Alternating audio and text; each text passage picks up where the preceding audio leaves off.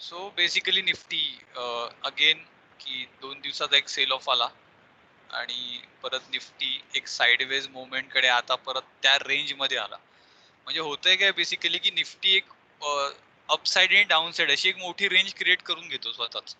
तर तुम्ही closely observe केलं मागच्या सगळ्या मुवमेंट मध्ये जर तुम्हाला एक गोष्ट कळली असेल तर निफ्टी आधी एक त्याची रेंज बनवून घेतो मोठी. कुठलाही स्टॉक ज्याला एक मोठी मुवमेंट द्यायची असेल ना वरची तर तो आधी त्याची रेंज दाखवून देतो तुम्हाला की ही माझी रेंज आहे.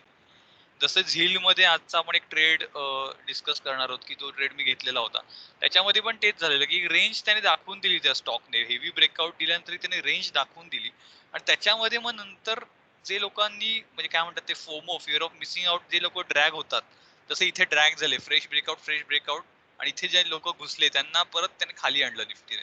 इनफॅक्ट बँक निफ्टीमध्ये तो स्ट्रॉंगर पॅटर्न दिसला की खूप बँकिंग साठी चांगल्या न्यूज येणार होत्या. आणखीन काहीतरी निर्मला सीतारामनची वगैरे मीटिंग वगैरे झाली आणि दुसऱ्या दिवशी बँका खूप वरती जाईल असं लोकांना वाटलेलं. तसं न होता खूप खाली आलं. ते सगळं मॅनिप्युलेशनचा भाग आहे तो की न्यूज चॅनल ज्यावेळी सांगतात तुम्हाला आपण बरेच वेळेला म्हणतो की त्याचे अपोजिट ट्रेड करायचे ह्याच्याकरताच करायचे की मुवमेंट साठी थांबायचं कधी म्हणजे काय म्हणतात ते की त्याच्या मागे लागलं एखाद्या मुवमेंटच्या किंवा एखाद्या ट्रेडच्या तर मग खूप कठीण होऊन बसतं त्याला मॅनेज करणं म्हणजे आपलं रिस्क खूप लांब निघून जाते अशा वेळी. तर त्या गोष्टी थोड्याशा सांभाळायच्या. तर इथेही आज आपण मी नेहमी मागचं पण दाखवतो की मागे काय झालेलं तसंच आता पण बघितलं की निफ्टीने जवळजवळ इथे 1-1.5 महिना काढला. एक मोठी मुवमेंट दिली. त्याच्या आधी इथे खाली अशा मुवमेंट्स येत येत येत इथे पण तो स्टेबल झाला. खूप चॉपी मुवमेंट दिला याने या चॅनलमध्ये. इथेही तो खूप असा वाईल्ड मुवमेंट देऊन मग त्याने फायनली ब्रेकआउट दिलं परत रिटेस्टिंग केलं वरती गेला. वरती बराच टिकला. इथे तर 100% लोक शुअर होती की झाले 16,000 झाले म्हणजे आता निफ्टी गेला संपला. बरोबर आहे. तिथे पण त्यांनी तेच केलं की 3 दिवस निगेटिव्ह कॅन्डल बनवल्या आणि बरोबर 50 डे मुव्हिंग ऍव्हरेजला त्याने बरोबर सपोर्ट घेतला आणि तिथे एक रिजेक्शन कॅन्डल बनवली. बरोबर ज्यांचा क्लास झालाय त्यांना माहिती आहे what is the meaning of rejection candle. Rejection candle नंतर आपण फॉलो थ्रूची वाट बघतो. 3 दिवस काही फॉलो थ्रू आला नाही, चौथ्या दिवशी फॉलो थ्रू आला तो त्या रेंजच्या वर आला. सो इथे डिफाईन झालं की संपलंय म्हणजे जे शॉर्टर होते त्यांना पूर्णपणे ट्रॅप करून टाकलं त्याने आणि इथून एक वन वे मुवमेंट आपल्याला बघायला मिळाली. ठीक आहे. तर इथे परत आज जसं स्ट्रक्चर बनतंय ना हे स्ट्रक्चर इथेही बनलं. त्याला डायमंड पॅटर्न म्हणतात जनरली की दिस इज अ डायमंड पॅटर्न. हा खूप रेअर पॅटर्न आहे.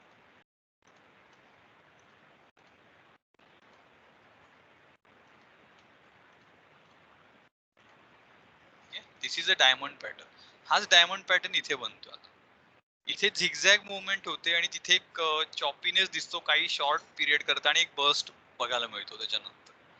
तर असा एक पॅटर्न इथे क्रिएट झाला आणि त्याच्यानंतर परत एक 2 मुवमेंट अशा बघायला मिळाल्या की परत तिथे ज्यांनी शॉर्ट्स केलेले होते. मी जसं म्हटलं पण त्या दिवशी आपण आलेलो पण होतो बरोबर एका माणसाने खूप लॉस केलेला आणि त्याच्यानंतर आपण ऑनलाईन आलेलो होतो. तर वाट न बघता ट्रेंड फिरण्याची आधीच अझम्पशन मध्ये ट्रेंडच्या अगेन्स्ट जाण्याचा परिणाम हाच होतो की ट्रॅपिंग व्हायला सुरुवात होते हळूहळू. इथेही तेच झालं की 2 दिवस मार्केट खाली पडते म्हटल्यावर लोकांनी इथे शॉर्ट करायला सुरुवात केली आणि परत इथून मार्केटने फिरवलं. बरोबर. आता इथे सेम पॅटर्न इथेही बनलेला होता आणि सेम पॅटर्न आता परत कंटिन्युएशन इथे कुठेतरी बनतोय. राईट. आता हा किती चालेल माहित नाही. बरोबर. हा चॉपी मुवमेंट सुरू राहतील आता निफ्टीमध्ये. कारण की अशा एक 2 मुवमेंट मोठ्या आल्यानंतर हा सतत काय रोज तुम्हाला चांगल्या मुवमेंट देणार. आता ऑप्शन सेलर त्यांचं काम करायला लागतील. या 2 बाउंड्रीजवर ऑप्शन सेल करून मधल्यामध्ये निफ्टीला एक्सपायर करायला आता प्रयत्न करतील. त्याचा 2च दिवस उरले नाही उद्याचाच एक दिवस आहे वीकली एक्सपायरीला आणि मंथली एक्सपायरी पण याच काय म्हणतात ते जवळ आलेली एकच एक्सपायरी उरलेली मंथली पण. त्यामुळे खूप काही मार्केटमध्ये आता परत हलचल होईल असं काही मला चिन्ह दिसत नाहीये. मे बी परत एक साइडवेज मुवमेंट जाईल वरच्या बाउंड्रीला निफ्टी जाऊन परत थोडं सेलिंग येईल किंवा जर काही झालं तर गॅप डाऊन ओपन होऊन खाली जायचा प्रयत्न करून परत इथून परत त्या रेंजमध्ये यायचा प्रयत्न करेल. राईट. सो आता परत या 2 ज्या रेंज आहेत त्या आता माझ्यासाठी खूप इम्पॉर्टंट आहेत निफ्टीच्यासाठी मार्केटसाठी की ही एक रेंजच्या वरती एक फ्रेश ब्रेकआउट बघायला मिळेल आणि खालची जी रेंज आहे ती ही आहे म्हणजे 17,800 आणि 17,300 ह्याच्यामध्ये निफ्टी आता हळूहळू ट्रेड करायला लागेल. सो ज्यांना ऑप्शन रायटिंग वगैरे करतात ते खालच्या इथून निफ्टी 17,100 आणि वरती 17,900 वगैरे ऑप्शन सेफली सेल करू शकतात इथे विथ प्रॉपर स्टॉप लॉस. ठीक आहे. आणि जे मार्केट माझ्यासारखे म्हणजे की जे निफ्टीच्या लेवल बघून स्टॉक ट्रेड करतात त्यांच्यासाठी वेल डिफाईन आहे. आता स्टॉक स्पेसिफिक मुवमेंट्स तर चांगल्या चांगल्या येतातच त्याच्यामध्ये. तर एक स्टॉक बघूया आधी आणि मग सेक्टर वाईज सगळी अनालिसिस परत करूया.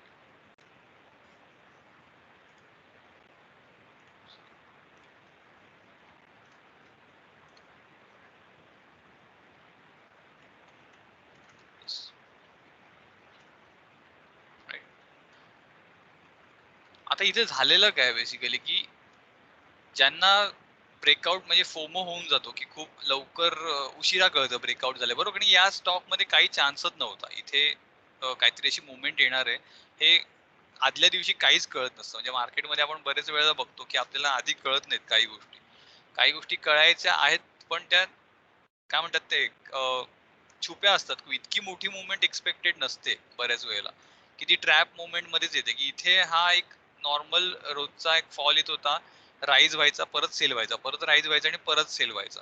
हे जे स्ट्रक्चर त्याचं बनत होतं लोअर हाय लोअर लोजचं, सडनली तो गॅप अप उघडला न्यूज बेस्डवर. अशा वेळी कोणी काहीच नाही करू शकत. इथे काय दोन गोष्टी झाल्या. इथे कोणाला काही कळायच्या आतच जर आपण 15 मिनिटाच्या मोमेंट बघितला ह्याच्या, हा काही कळायच्या आतच ऑलरेडी 20% निघून गेलेला होता पहिल्या काही मिनिटातच. म्हणजे इथून जो ओपनिंग बघितली 20% आणि त्याच्यावर हाईट म्हणजे तो 40% वर जाऊन क्लोजिंग दिली त्याने त्या दिवशी. So this was a really biggest candle. इतकी मोठी कॅन्डल बनवली त्याने पहिल्याच दिवशी आणि त्याच्यावर कहर म्हणजे अजून दुसऱ्या दिवशी त्याने अजून वरती गेला तो.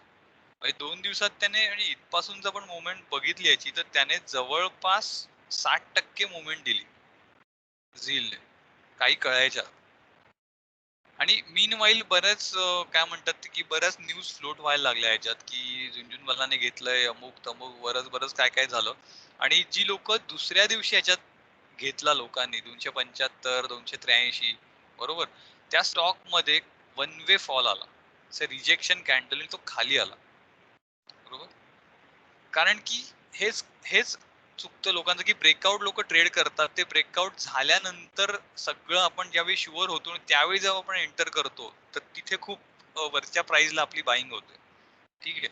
आता इथे काय झालं इथे पहिली गोष्ट म्हणजे ट्रेंड चेंज झाला हे तर नक्की झालं. कारण की जर मी डेलीवर बघतोय तर झीलचं हे क्लोजिंग आहे हे मागच्या if I can say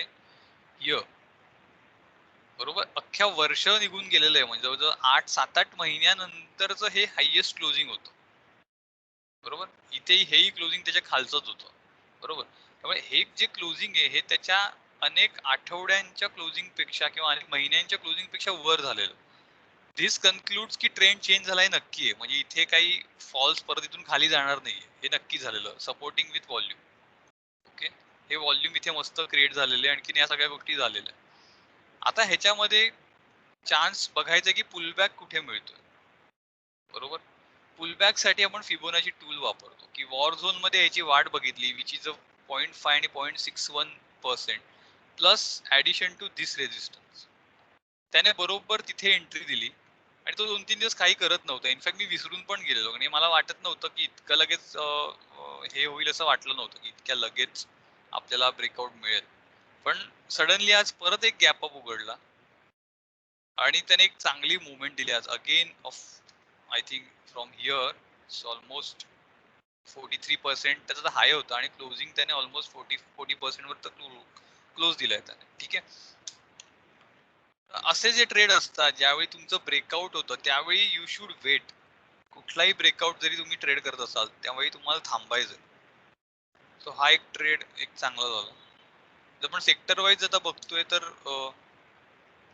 metal sector जे आहे तुम्ही जरा मुव्हिंग एव्हरेजेस चालू करतो.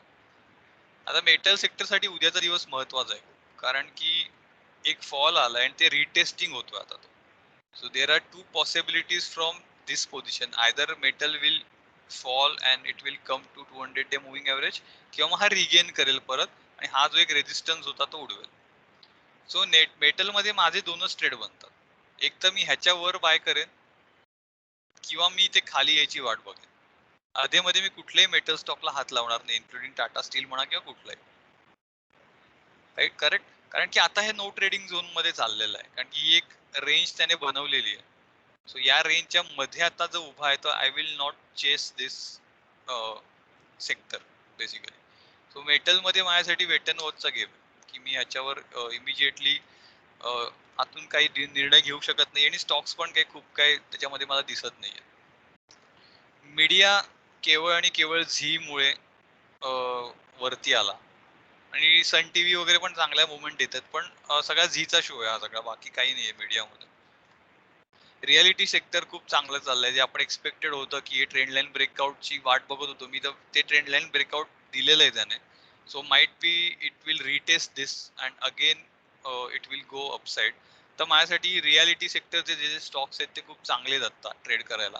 तर त्याच्यामध्ये तुम्हाला काही संधी मिळत असेल तर definitely you can go for, की छोटे स्विंग पण मिळतात. प्लस इथे कप अँड हँडल त्याने फॉर्मेशन देऊन त्याने ब्रेकआउट दिलं, so which is a good thing. तर हे एक सेक्टर मला चांगलं वाटतं येणाऱ्या काही दिवसांकरता. आणि इथे एक हेड अँड शोल्डर पण इन्व्हर्टेड हेड अँड शोल्डर बनलाय, राउंडिंग बॉटम पॅटर्न, आणि त्याचंही ब्रेकआउट आपल्याला मिळालंय. सो दिस रेंज डेफिनेटली आपल्याला वरच्या साईडला कुठेतरी बघायला मिळेल. राईट. पीएसयू बँक्स, येस, परत परत त्याच मोमेंट आणि परत त्याच ट्रायंगल मध्ये ट्रेड करतात. So this this trend line ही अजून निघत नाहीये पीएसयू बँक साठी, आणि एक ट्रायंगल अडकलेला आहे. राईट. तर ज्यावेळी हा वरच्या साईडचा ब्रेकआउट तुम्हाला ब्रेक होताना दिसेल वरच्या साईडला, तर तुम्हाला पीएसयू बँक्स पण सगळ्या परफॉर्म करताना दिसतील याच्यात. बँक निफ्टीचा प्रॉब्लेम आहे. बँक निफ्टी म्हटलेलं तसं आपण आठवते तुम्हाला म्हटलेलं, तुम्ही इथे ओपन झालं तर घेऊ नका.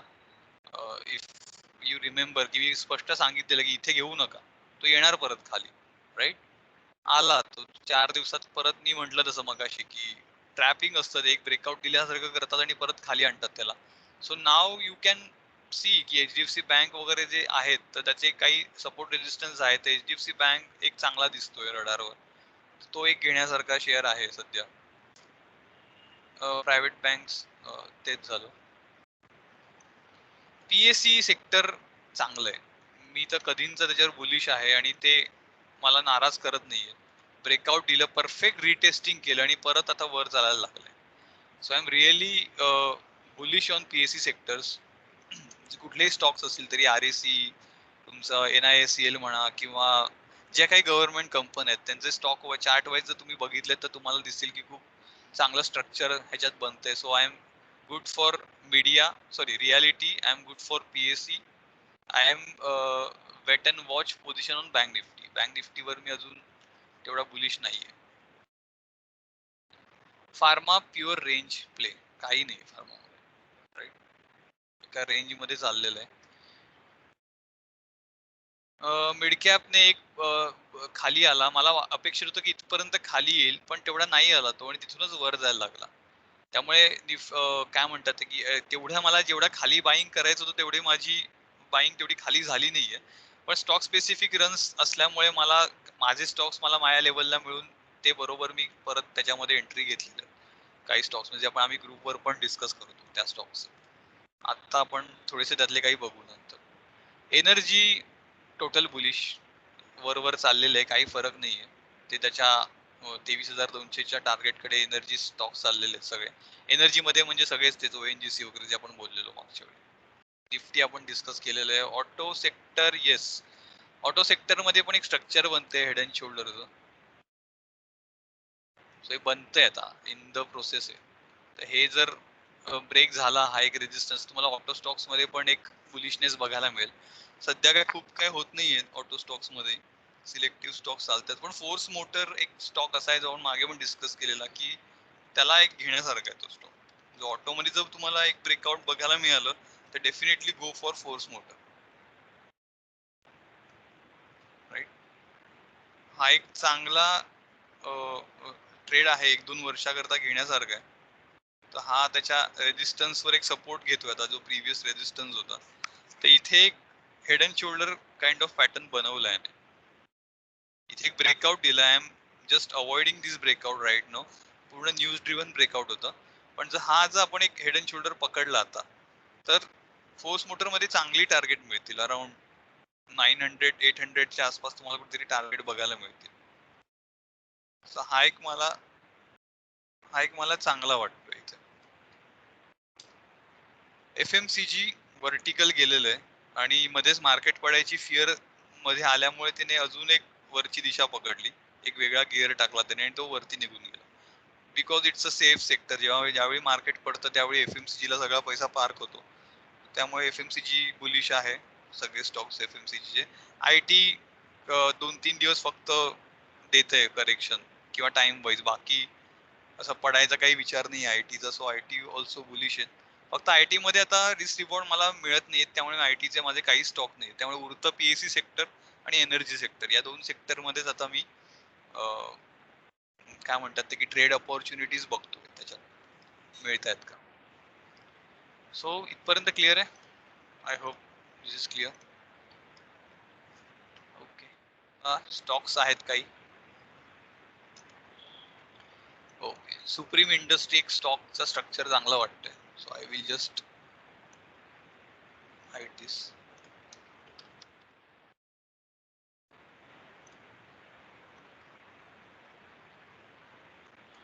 हा एक ट्रेड आमचा झालेला already. Supreme Industries I think अवधूतनेच फक्त इथे घेतलाय, बाकी कोणी घेतलं असेल मला माहित नाहीये. अवधूत पण आहे की नाही माहित नाही त्या कॉल मध्ये पण. सो हा एक ट्रेड चांगला होता आणि स्टील अजूनही तो चांगलाच आहे. जर आपण बघितलं तर एक head and shoulder short pattern बनवलाय त्याने. मला एकदम आवडतो हा पॅटर्न. मला एक हेड अँड शोल्डर पॅटर्न बनवला, त्याचा ब्रेकआउट दिला आणि आज एक्झॅक्टली तिथूनच सपोर्ट घेतला त्याने. करेक्ट. सो नाव काय म्हणतात ते की ह्याच्यामध्ये एक टार्गेट अवेलेबल आहे आपल्याला. जर मी ठेवलं आणि उद्याच्या हाय वरून जर तुम्ही त्याला बाय केलात अराउंड, तरी साधारण एक 2500 राऊंड फिगर पकडून चला. 2500चं एक टार्गेट मला सुप्रीम इंडस्ट्री मध्ये वाटतंय. तर ह्याच्याकडे थोडस एक लक्ष ठेवायला हरकत नाही. हा स्टॉक एक चांगला आहे. इथे एकदम जबरदस्त बाईंग होत आहे 1900च्या आसपास वगैरे. त्यामुळे अशी बाईंग तुम्हाला जर मिळतात तर सोडू नका कधी. असे काय म्हणतात, असे चान्स फार कमी येतात चांगल्या स्टॉक्स मध्ये. सो हा एक चांगला स्टॉक आहे. एक सिम्फनी म्हणून एक आहे, आपण बरेच वेळेला आधी पण डिस्कस केलेला होता आणि त्याचे छान कन्सॉलिडेशन करतोय तो.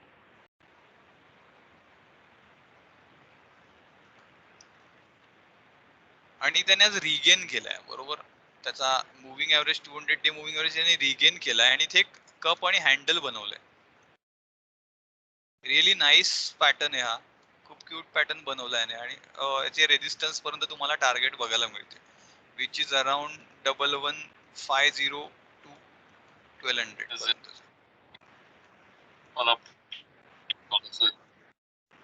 ओके. आणि स्टॉप लॉस तुमचा छोटा आहे. जर कोणी शॉर्ट टर्म ट्रेडिंग करते तर हाचा जो लो आहे हा तुमचा स्टॉप लॉस असला पाहिजे की 950च्या आसपास किंवा 970 स्पेसिफिकली तुमचा हा स्टॉप लॉस असेल इकडे, राईट. 987 आणि एक दिस बफर ठेवायचं तर 970चा जरी तुम्ही स्टॉप लॉस लावला तरी ते खूप छान रिस्क रिवॉर्ड बनतोय. आता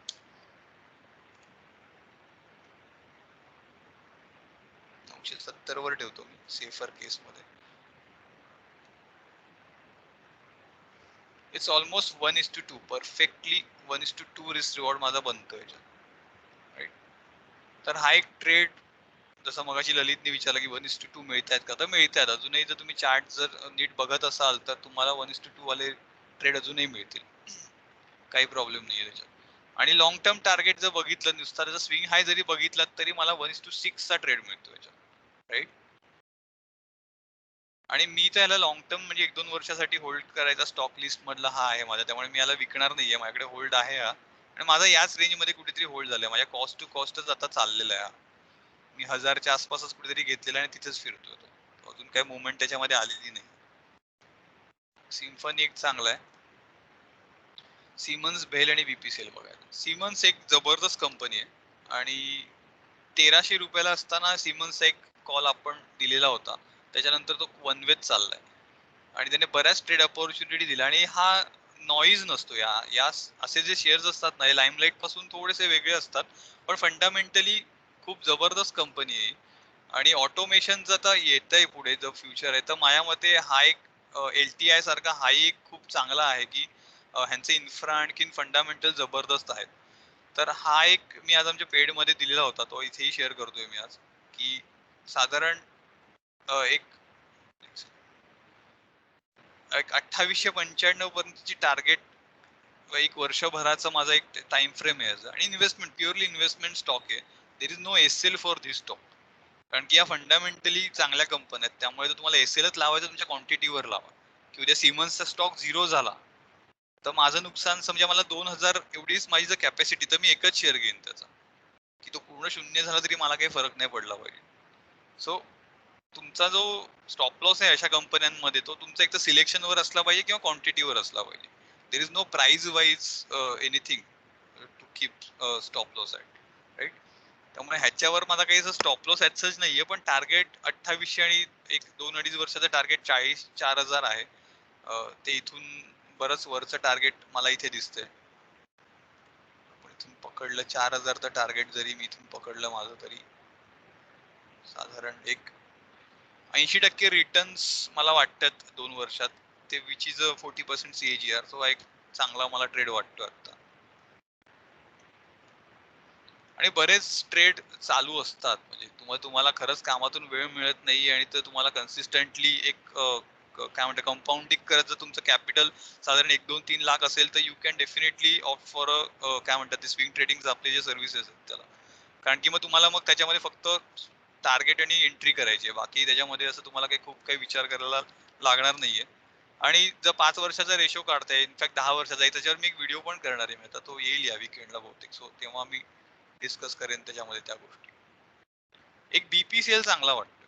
ठीक आहे, आता हा जो गॅप डाऊन झालाय, हा एक्स डिव्हिडंड मुळे झालेला आहे. डिव्हिडंड अनाऊन्स केल्यावरती दरवर्षी त्यांचा तो पडतोच, म्हणजे जेव्हा जेव्हा रिझल्ट येतो त्यावेळी, त्यामुळे तो ऍडजस्ट होईल. पण आता हा एक मला खूप चांगल्या पोझिशन, लो रिस्क रिवॉर्ड रेशोवर वाटतोय. आणि ह्याला स्टॉप लॉस आहे, बेसिकली ह्याला स्टॉप लॉस आहे. हा 400 रुपयाचा स्टॉप लॉस लावून तुम्ही 420 ला लॉंग केलात उद्या, तरी तुम्हाला हार्डली 20 रुपयाचा स्टॉप लॉस आहे. पण ह्याच्यामध्ये टार्गेट जबरदस्त आहे.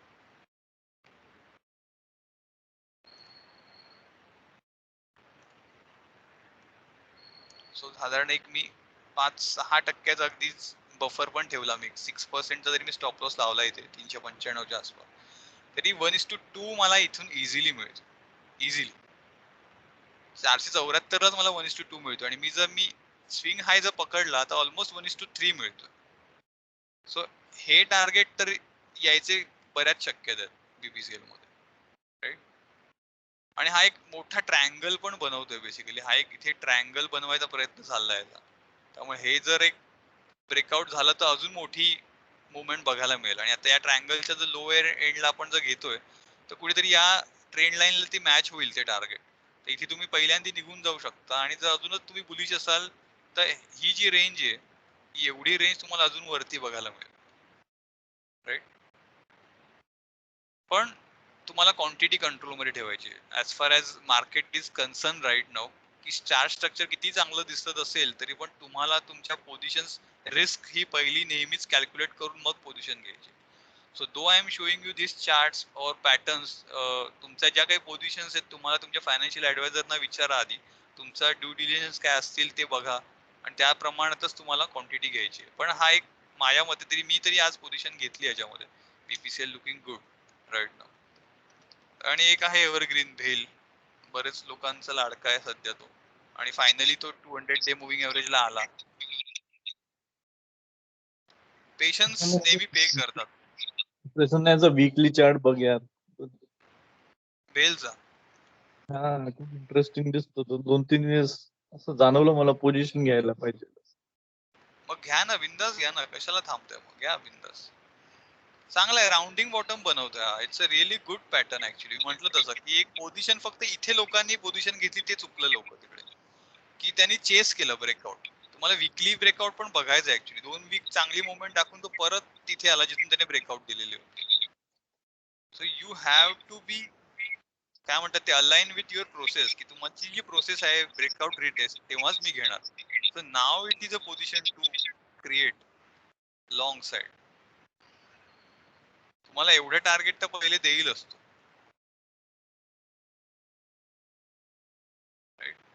ज्या प्रकारे व्हॉल्यूम आलेले आहेत ब्रेकआउटच्या वेळी, सो हे जे खालचा फॉल आहे फक्त आणि फक्त विकर हँड बाहेर काढण्यासाठीच तो आणलेला होता. सो ह्याच्यातही एक चांगला काय म्हणतात ते की मला दिसतोय स्कोप. कुठेही व्हॉल्यूम टेन्शन नाही की इतक्या आठवडे तो पडलाय. जवळजवळ आता 3 महिने झाले. हे 4 आठवडे, हे 4 आठवडे, हे 4 आठवडे आणि हे 4 आठवडे. राईट, म्हणजे 3 महिने झाले आता माझ्यामध्ये. 3 महिने पडतोय पण विदाउट व्हॉल्यूम पडतोय. सो नाव गेले 4 आठवडे हा होल्ड करू नये 50 day moving average, 50 week moving average. ठीक आहे. सो डेफिनेटली एक चांगला ट्रेड इथे भेल मध्ये आहे. सो हे होते आपले विकली किंवा काय म्हणता येईल की एक स्विंग ट्रेडिंगचे काही कॉल्स. तुमच्याला काही असतील चार्ट शेअर करायचे असतील इंटरेस्टिंग ते आपल्याकडे आहेत 10 मिनिटं, ते आपण डिस्कस करू शकतो नेहमीप्रमाणे. प्रसन्न, हा रे बोल. HDFC बघ बघ, HDFC फक्त HDFC, नॉट बँक. HDFC बघ ओके ओके. विकलीला. चार्ट लिहिताना तुम्ही त्याच्यावर लिहा, नुसते नावं नका लिहू, मला काहीच नाही कळलं. Your intention should be there. तुम्हाला सेल करायचंय, बाय करायचंय, कुठली लेवल आहे, त्यामुळे सगळे डिटेल प्लीज लिहा. नाही, मला असं वाटतं की HDFC is good call buy साठी. हो, फायनान्स मध्ये जर HDFC म्हणून बघितलं तर चांगलाच आहे ऍक्च्युली. म्हणजे हाऊसिंग फायनान्स जर बघितला, पण हाऊसिंग फायनान्स मध्ये अरे हा LIC हाऊसिंग फायनान्स अजून एक डिस्कस करायचा राहिला, तो पण एक डिस्कस करूया. There are really good chance की हा येऊ शकतो. अजूनही थोडासा खाली मिळाला तर चांगला आहे. या ब्रेकआउटचा पाशी जर आला अजूनही तो या ब्रेकआउट पाशी तर मिळू शकतो. किंवा हा एक मुव्हिंग ऍव्हरेज जरी आपण पकडला सपोर्ट साठी तर 2692 आणि खाली 2650 या रेंज मध्ये बाय होऊ शकतो. मी 2590 वगैरे म्हटलं तर चालेल का? चालेल ना, मग तो त्याचा 200 दिवसाचा मुव्हिंग ऍव्हरेज येईल खाली. ओके. म्हणजे हा थोडा वाढेल ना, तेवढ्या वेळात तुझी जी प्राइस येईल त्यावेळी ते टॅली होईल 2500 वगैरे. ठीक आहे. ओके. ओके. मोठो काय 872 बाय केलाय.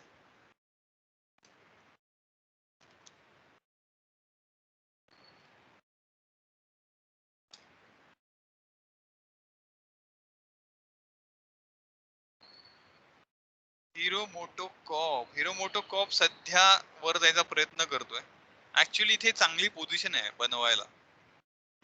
परत एक रिट्रेसमेंट दिली 200च्या आसपास त्याने एकदा ट्राय केला, फेल गेला, परत ट्राय करतोय, परत एक फेल जायचा प्रयत्न करतोय. पण आता तुमच्याकडे वेल डिफाईन स्टॉप लॉस आहे तुमचा, बरोबर. तर या स्टॉप लॉसने तुम्ही त्याला लॉंग करू शकता.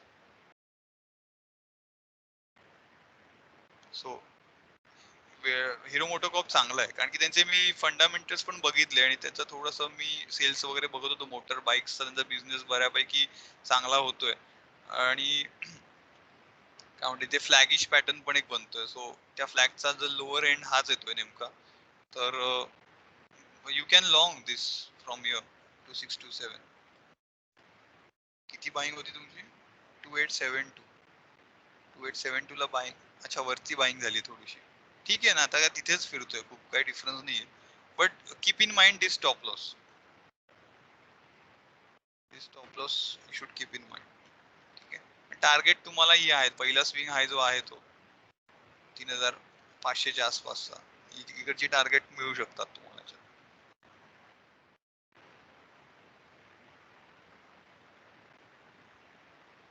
Gujarat Gas buying at 724 want to sell, but it is below your buying price, I think, correct?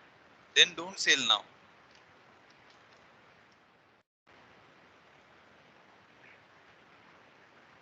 Gujarat gas actually आम्ही बाय सांगितला मंदारला, माहिती ग्रुपवर आपल्या. आपण कालच डिस्कस केला ना आपण Gujarat Gas. It is we are waiting for this zone. आपण गुजरात गॅस कधी केलेला माहितीये का? 552ला. हा, तो एक आपला आधीचा होता. हे आय थिंक हे ब्रेकआउट आपण ट्रेड केलेलं होतं. राईट. आणि ब्रेक तो आउट वन ट्रेड वे केलेला. चाललेला तिकडनं हा, इथून वन वे आम्ही इथे कुठेतरी 650 विकला पर्यंत. त्याला. चांगला आपण याच्यात घेतले आय थिंक. अजून तो वर खूप एक्स्ट्रा गेला पण आमच्या हो आम्ही 650 च्या आसपास वगैरे तिथून निघालो आणि तो अजून वर गेला राईट. तिथून. पण नो प्रॉब्लेम की स्टॉक जर तुमची क्वांटिटी जर कमी असेल आणि if you are ready to hold then you should की don't sell at this price now. इथे सेल करण्यात पॉइंटच नाही आता. नंतर काढलो. So we are trying to काय म्हणतात ते की इथे या झोन मध्ये आम्ही घ्यायचा प्रयत्न करतोय उलटा गुजरात गॅसला. And it is a bullish, कारण की ह्याच्यावर तर काहीच प्रश्न नाहीये, क्वालिटी स्टॉक आहे, त्यामुळे तुम्हाला एक्झिट तर नक्कीच मिळेल कुठे ना कुठे. सगळे गॅसेस जाणार प्रसन्न आहेत वर. हॅलो. ELS इंटरनॅशनल म्हणून एक आहे. अच्छा, अरे बापरे, तो त्याचं नाव नका घेऊ. प्रत्येक न्यूज चॅनलला बघून बघून कंटाळा आला त्या स्टॉकला. Yes, we will discuss that also. इथे एक रिमंड बघून घेऊया आणि मग आपण तो डिस्कस करू.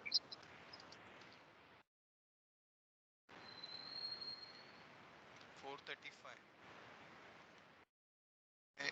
बॉट केलाय. ओके, चांगला आहे, काहीच प्रॉब्लेम नाही. पहिलं टार्गेट तर 473 दाखवतोय तो. टेक्सटाईलला साधारण एक चांगला एक आहे सेक्टर टेक्सटाईल, म्हणजे जसं मी सिंगरवर बुलिश आहे. रेमंड्स पण जर चांगला करतोय, पण फंडामेंटली मला रेमंड्सवर विश्वास नाही अजिबात. त्यांचा बिझनेस गेलाय पूर्ण, कारण की मी खूप आतल्या लोकांना ओळखतो रेमंड्स मधल्या. As I have work many freelance projects in past with them. खूप पब्लिकला काढलेलं आहे आणि बिझनेस पूर्ण घाट्यात आहे. त्यामुळे फंडामेंटल काही नाहीये, हा अख्खा ट्रेडर चालवतात. त्यामुळे जोपर्यंत टार्गेट येते तोपर्यंत काही प्रॉब्लेम नाही with stop loss of this. BLS international.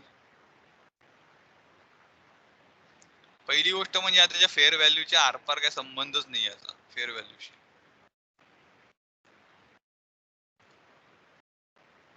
88% एखादी गोष्ट लांब आहे तर नवीन पोझिशन तर आय विल नॉट ऍडवाइस ह्याच्यात बनवा म्हणून.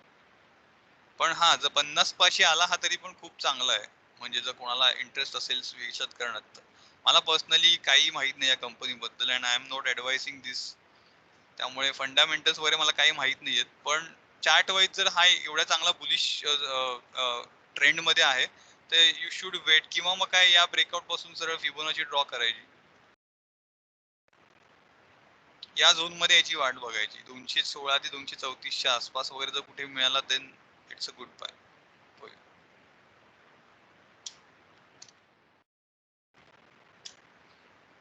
Mazgaon Dock buy at 263.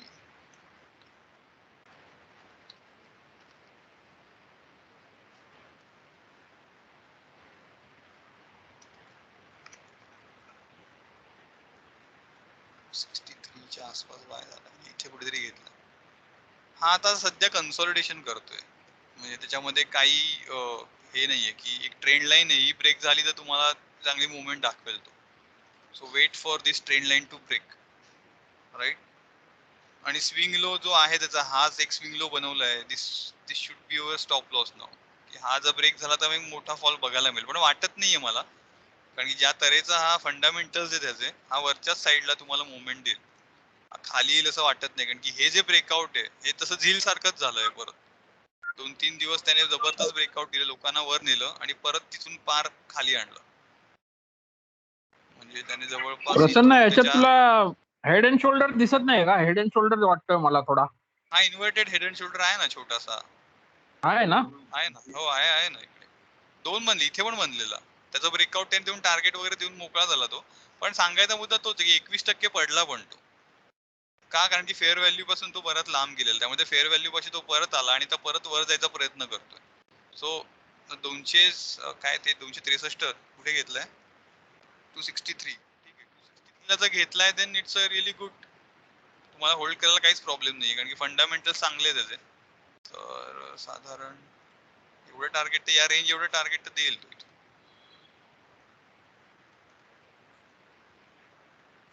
ते त्याच्या ऑल टाइम हाय पर्यंत जाईल आणि हा निघाला की मग अजून तो अजून वर जाईल. 300 वगैरे तर दाखवेल तुम्हाला माझगाव. नो प्रॉब्लेम, चांगला आहे स्टॉक, चांगला आहे.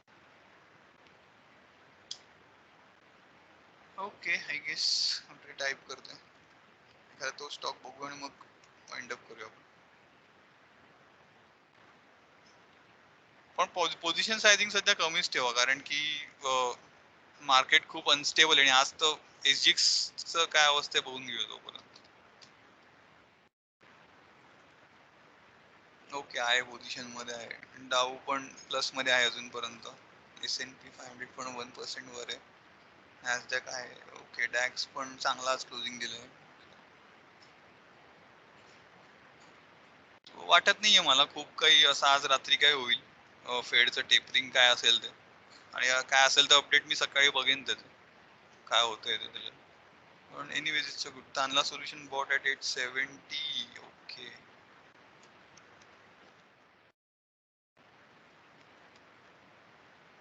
तानला सोल्युशन्स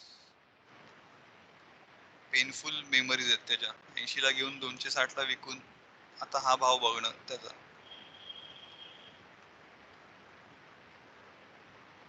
तानला सोल्युशन्स ठीक आहे, म्हणजे आता त्या 200 दिवसाच्या ह्याच्यावर सेम, म्हणजे फेअर प्राइस पासून लांब जाणं, परत त्याला कॅच करणं, परत एक वरची मुवमेंट पकडणं, परत खाली येऊन त्याला कॅच करणं. फक्त आता प्रॉब्लेम असा आहे की आता हायर लोअर हाईज बनवतोय हा, तर हे थोडंसं एक बघण्यासारखं आहे की त्याचे अर्लियर हाईज निघायला हवेत, नाही तर थोडासा प्रॉब्लेम होऊ शकतो. आणि व्हॉल्युम्स तर आहेत, चांगले व्हॉल्युम्स आहेत, पण ते व्हॉल्युम्स इथे भरपूर होते खालच्या प्राइसला, आणि ती खूपच खाली प्राइस आहे. त्यामुळे तुम्हाला हा आता एक डिफाईन स्टॉप लॉस आहे तुमचा 778. हा जर निघाला तर एक खाली काहीच नाहीये, मग खूप असे खालचे सपोर्ट आहेत. डायरेक्ट 100 रुपये खाली, त्याच्यानंतर अजून 100 रुपये खाली, असे 100 खालचे सपोर्ट आहेत सगळे. So this is your last support for Tanla solutions. ISL असेल तर टार्गेट तर माहित नाही, स्काय इज ओपन, कारण की ऑल टाइम हायच्या आसपास ट्रेड करतो. हे पहिलं टार्गेट 1000 रुपयाचं आहे याच्यामध्ये.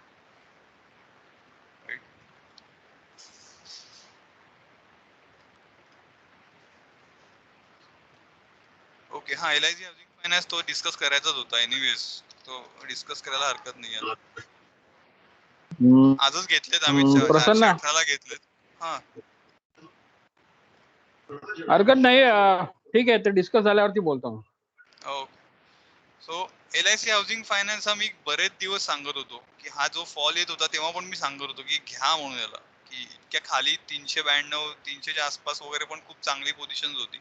आणि अगेन इथे छोटासा head and shoulder kind of pattern आणि ब्रेकआउट आणि रिटेस्ट झालं त्याचं मागच्या 2 दिवसात. पण ज्या तऱ्हेने व्हॉल्यूम बनलेले आहेत ह्याच्यात ऑलरेडी, सो खूप मोठा जाणार आहे इथून. LIC हाऊसिंग फायनान्स हा जबरदस्त जाणार आहे. आणखीन माझं टार्गेट त्याचं पहिलं 795च्या आसपास आहे, आणि हे आरामात येणार आहे टार्गेट, घाई नाही यायला, कारण की हा जो राउंडिंग बॉटम बनवलाय ना इथून. So I am more bullish than India boule housing finance म्हणा किंवा HDFC म्हणा, या सगळ्या फायनान्स पेक्षा LIC हाऊसिंग फायनान्स वर मी जास्त बुलिश आहे, कारण की येणारा IPO LICचा, म्हणजे जसं HDFC बँकच्या नावावर HDFC life insurance, HDFC life insurance एवढा घाणेरडा शेअर आहे, इतका त्याला फालतू त्याचं प्राइसिंग आहे त्याचं, तरी पण तो चालतोय त्याच्या नावावर. सो LIC हाऊसिंग फायनान्स तितका घाण नसूनही आता या प्राइसला तुम्हाला मिळतोय ना, फक्त LICचा अनाउन्समेंट होऊन द्या IPOची, त्याच्यासोबत हा तुम्हाला 1000च्या वर पुढे दाखवणार आहे प्राइसिंग. 795 तर फक्त माझी स्विंग ट्रेडिंगची टार्गेट झाली. पण आय डोंट नो, 2-3 वर्ष लागतील, पण हा शेअर एक ना एक दिवस जबरदस्त उठणार आहे वरती. कारण की दुसरं कारण म्हणजे आहे की रेंज मध्ये पण बराच अडकलेला आहे, मोठी रेंज याची. सो ज्यावेळी हा क्लिअर करेल तर या रेंज एवढं तुम्हाला तर नक्कीच देऊन जाईल तो वरती. So I am definitely bullish on LIC housing finance. माझ्यासाठी खूप चांगला, आणि मी पोझिशन आहेत माझ्या याच्यावर, आणि आजही ऍड केल्यात 418 ला. हा बोल आता मंदार, मग वाइंड अप करू. ओके. जर का तू आता इंडिया विक्स जर का बघितलास, सेंटिमेंटल इंडेक्स, याची इंडेक्स जी सेंटिमेंटल, तो आता स्लोली 12 वरनं 16 16.5 पर्यंत पोहोचलाय. हो, त्याला आणि पोचायलाच लागणार आहे ना तेवढं, कारण हा की 12 म्हणजे काहीच नाही त्याच्यामध्ये, मुवमेंटच मार्केटमध्ये नसते इन हा जनरल. आणि तो जर का 20च्या पुढे गेला तर मग चांगली मूव्ह मिळेल मार्केटमध्ये. हो, म्हणजे मला तर असं वाटतं की प्रॉफिट बुकिंग मिळेल मार्केटमध्ये जे की म्हणजे आपण म्हणतो ना एनी हा म्हणजे कुठल्याही ऍक्च्युअली वरच्या साईडला मुवमेंट मिळून पण इंडिया विक्स हाय असू शकतो. इट डिड नॉट हा. नेसेसरी की इंडिया विक्स वाढतोय म्हणजे मार्केट खाली पडेलच अशी गॅरंटी हा, नाहीये. हा. यू कॅन गॅरंटी नाहीये पण विटनेस एनी चांगली side of movement, movement. Yes हा एनी एक्झॅक्टली. साइड मुवमेंट चांगली येईल, येस येस येस. मजबूत मुवमेंट येईल आणि बाय ऑन डिप्स पण असेल तर ती ते बाय माझ्या ऑन मते ती डिप्स. जी मुवमेंट असेल ना ती तुला 25च्या वर मिळेल दॅन 16, कारण की ही पण एक ऍक्च्युअली रेंजच आहे. ही एक मोठी रेंज आहे. त्या मोठ्या रेंज मध्ये ही एक रेंज त्याने बनवली. इतके दिवस राईट या रेंज मध्ये ट्रेड करत होता, ती त्याने तोडली आणि तीच रेंज आता त्याला रेजिस्टन्स देते बेसिकली. Right right. त्यामुळे ही एक मोठी रेंज आहे. ही जर 25 जर तुटला ना तर मग हॅवॉक होईल जबरदस्त. मग तो मोठा ट्रिगर असेल मार्केटसाठी. हा तर तेच म्हणजे त्याच्यावरती पण थोडं लक्ष ठेवायला पाहिजे. म्हणजे एक हो म्हणजे जनरल कधीतरी येस. त्याच्यात मुवमेंट आणि असते जर एक नाही चार्ट म्हटलं तर. आणि हे लक्ष जे फ्युचर ऑप्शन्स करतात त्यांना तर ठेवावंच लागतं. जे कॅशवर ट्रेड हम्म, करतात त्यांना त्यांचे स्टॉप लॉस आणि चार्ट इंडिव्हिज्युअल आपोआप सिग्नल देतातच की काय चाललंय ते.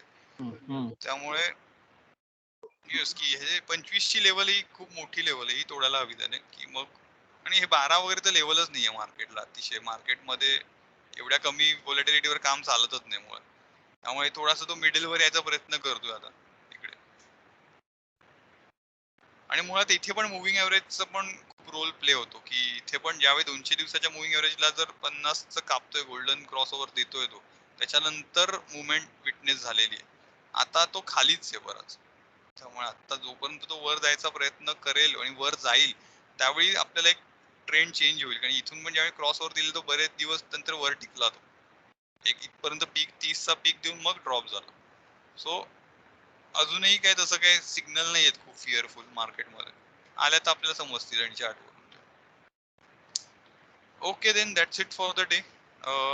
भेटू परत वीकेंडला वगैरे. एक व्हिडिओ बनवायचा आहे मला, तेव्हा मी टाकेनच कधी भेटायचं ते.